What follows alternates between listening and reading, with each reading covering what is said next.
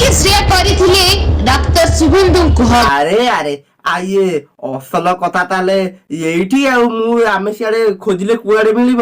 ଇଏ ଯୋଉ ଶ୍ରେୟା ଭାଉଜ ଇଏ ରାତି ଅଧିଆ ଯାଇ ଡକ୍ଟରକୁ ଆଉ କଣ କହିବେ ଆଲିଙ୍ଗନ କରିବେ, ଆଉ ତାପରେ ସିଏ ଯୋଉ କଣ ତାଙ୍କ ଶେଫାଳି ମାଉସୀ ଆଉ ମିଛଟାରେ ଏଠି ଅନ୍ୟମାନଙ୍କୁ ଦୋଷ ଦଉଛନ୍ତି ଖାଲି।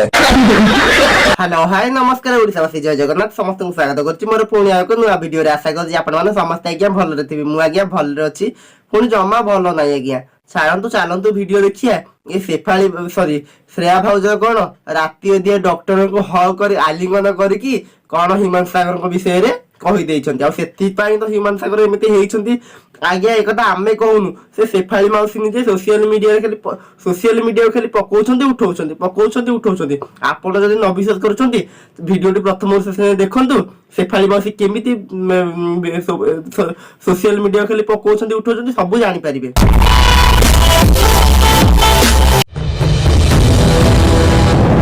ଭୟରେ ଧରିଲେଣି ଦିନେଶ, ଅର୍ପିତା ଆଉ ଶ୍ରେୟା। ସମୟରେ ଅଲିଉଡର ଲୋକପ୍ରିୟ କଣ୍ଠଶିଳ୍ପୀ ହ୍ୟୁମାନ ସାଗରଙ୍କର ମୃତ୍ୟୁ ମାମଲାକୁ ନେଇ ଆସିଛି ବଡ ଖବର। କଣ ସେ ଗୁମର ଖାଲି ହଉଛ?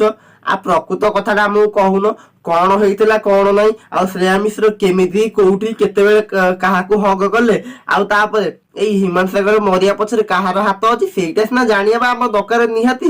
ଆମେ ଜାଣିଲେ ସିନା ଅନ୍ୟମାନଙ୍କୁ ଜଣେଇବୁ, ଆଉ ତମେ ଇଆଡୁ ସିଆଡୁ ବୁଲେଇକି କହୁଛ ଆମେ କେମିତି ସିଧାରେ କଥା କହିବୁ କହିଲ? କଣ୍ଠଶିଳ୍ପୀ ହ୍ୟୁମାନ ସାଗରଙ୍କର ମୃତ୍ୟୁ ରହସ୍ୟ ଖୋଲା ହୋଇଛି, ଯାହା ପୋଷ୍ଟମର୍ଟମ ରିପୋର୍ଟ ଅନୁଯାୟୀ ଡାକ୍ତରମାନେ ସବୁ ତଥ୍ୟ ସତ ବୋଲି ମାନି ନେଇଛନ୍ତି ଏବଂ ପୋଲିସ ଏହାକୁ ନେଇ ତଦନ୍ତ ଜାରି କରିଛନ୍ତି। ଆଜ୍ଞା ହଁ, ଏକଥା କଣ ମୁଁ କହୁଛି? ସୋସିଆଲ ମିଡିଆ ସାରା ଚାରିଆଡେ ପୁରା ଚହଳ କରିଛି। ମାନେ ହ୍ୟୁମାନ ସାଗର ଗୁରୁତର ଅବସ୍ଥାରେ ମେଡିକାଲ ଉପରେ ପଡିଥିବା ବେଳେ ଇଆଡେ ଶ୍ରେୟା ମିଶ୍ର ଡକ୍ଟରଙ୍କୁ କରୁଥିଲେ ଆଲିଙ୍ଗନ। ଆଜ୍ଞା ଏକଥା ମୁଁ କହୁନି, ସେ ଶେଫାଳି ମାଉସୀ ନିଜେ କହୁଛନ୍ତି। ଚାଲନ୍ତୁ ଖାଲି ଆଉ ଆଗକୁ ଦେଖନ୍ତୁ କଣ ହଉଛି। ଏଥର ସବୁ ରହସ୍ୟର ମୁଖା ଖୋଲିବ ପୋଲିସ। ସେଇ କଦଳୀ କଥା କହିବାକୁ ତମକୁ କହିଥିଲି। ତମକୁ ବା ଡାଇରେକ୍ଟ କହୁଛି କଣ ହେଇଛି କଣ ନାହିଁ। ଆମକୁ ଟିକନିକ କରି ଖବର ଦେଲେ ଆମେ ଦର୍ଶକ ମାନଙ୍କୁ ଟିକେ ଖବର ଦବୁ, ଟିକେ ଅନ୍ତର ଦବୁ। ସେମାନେ କେତେ ଅପେକ୍ଷା କରି ବଇଛନ୍ତି, ଆଉ ଆମେ କେତେ ଅପେକ୍ଷା କରି ବଇଛୁ। ଆଉ ତମେ ଗଲା ସିଆଡୁ ଗପୁଛ। ଆଉ ଜଲ୍ଦି କହୁନ, ନହେଲେ ଭିଡିଓ ଟି ଲମ୍ବା ହେଇଯିବ, ଲୋକମାନେ ସିଆଡୁ ଗାଳି କରିବେ, ଅଧାରୁ ସ୍କ୍ରିପ୍ଟ କରି ପଳେଇବେ। କଣ କାହିଁ ଏମିତି କଦର୍ଯ୍ୟ ଅବସ୍ଥା କରୁଛ କହିଲ? ସେଇଠୁ କିଛି ଯଦି ଇଆଡୁ ସିଆଡୁ ଡବଲ ମିନିଂ ହେଇଯିବ, ଗାଳିଟା ଆମ ଉପରେ ପଡିବ, ମାନେ ମୋ ଉପରେ ପଡିବ। ହ୍ୟୁମାନ ସାଗରଙ୍କର ମୃତ୍ୟୁର ପୋଷ୍ଟମର୍ଟମ ରିପୋର୍ଟରେ ରହସ୍ୟ ଖୋଲିଛି। ଡାକ୍ତରମାନେ ମଧ୍ୟ ସବୁ ତଥ୍ୟ ସ୍ୱୀକାର କରିଛନ୍ତି ଏବଂ ପୋଲିସ ତଦନ୍ତ ଚାଲିଛି। ଆଜ୍ଞା ବୁଝିଲେ? ଆଉ ଅସଲ କଥା ତାହେଲେ ଆପଣ ଜାଣିପାରିଲେ ହ୍ୟୁମାନ ସାଗରଙ୍କ ମୃତ୍ୟୁ ପଛରେ କିଏ ଦାୟୀ? ଆଜ୍ଞା ମୁଁ ବି ଜାଣିପାରିଲି, ହେଲେ ମୁଁ ଆପଣ ମାନଙ୍କୁ ଜଣେଇବିନି ଏତେ ସହଜରେ। ମୁଁ ତ ସିଆଡୁ ଏତେ ସହଜରେ ଜାଣିନି, ଆପଣ ମାନଙ୍କୁ ଏତେ ସହଜରେ ଜଣେଇଦେବି କେମିତି କହିଲେ? ମୁଁ ଯେମିତି ସିଆଡୁ ଜାଣିବାକୁ ଅପେକ୍ଷା କରୁଛି, ଆପଣ ସେମିତି ଇଆଡୁ ଜାଣିବାକୁ ଅପେକ୍ଷା କରନ୍ତୁ।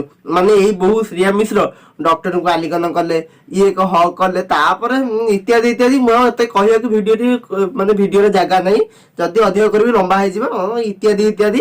ତେଣୁ ଏତିକି ଛୋଟ ମୋଟ କରିକି ଭିଡିଓଟି ରଖିଦଉଛି। ଯଦି କିଛି ଭିଡିଓ ମାଧ୍ୟମରେ ଭୁଲ ଥିବ ଆପଣ ମାନେ କ୍ଷମା କରିବେ ଓ ଦୟାକରି ଭିଡିଓ ସରିଲା ପରେ ଗୋଟେ କମେଣ୍ଟ ଦେବେ। ଆଉ ନେକ୍ସଟ ଭିଡିଓ ହ୍ୟୁମାନ ସାଗରଙ୍କ ଉପରେ ହିଁ ଆଣିବା କି କାହା ଉପରେ ଆଣିବା ଦେଖିବା, ତାପରେ ସେତେ ପର୍ଯ୍ୟନ୍ତ ଅପେକ୍ଷା କରନ୍ତୁ। ମତେ ବିଦାୟ ଦିଅନ୍ତୁ, ରହୁଛି। ଜୟ ଜଗନ୍ନାଥ। ଯଦି କିଛି ଭିଡିଓରେ ଭୁଲ ଥିବ ଆପଣ ମାନେ କ୍ଷମା କରିବେ ଓ ଏଥିରେ କାହାର ଭୁଲ କାହାର ଠିକ, ଆଉ ଶ୍ରେୟା ମିଶ୍ର କଣ କରିବାକୁ ଚାହୁଁଛନ୍ତି ଏତେ କରି କଣ କଲେ ସେସବୁ କମେଣ୍ଟ ମାଧ୍ୟମରେ ଜଣେଇବେ। ଆଉ ଅଧିକ ଜାଣିବା ପାଇଁ ହେଲେ ଭିଡିଓକୁ ଅପେକ୍ଷା କରନ୍ତୁ। ଖାଲି ଭିଡିଓ ଆଉଛି ତା ପଛକୁ ତା ପଛ ଆସିବ।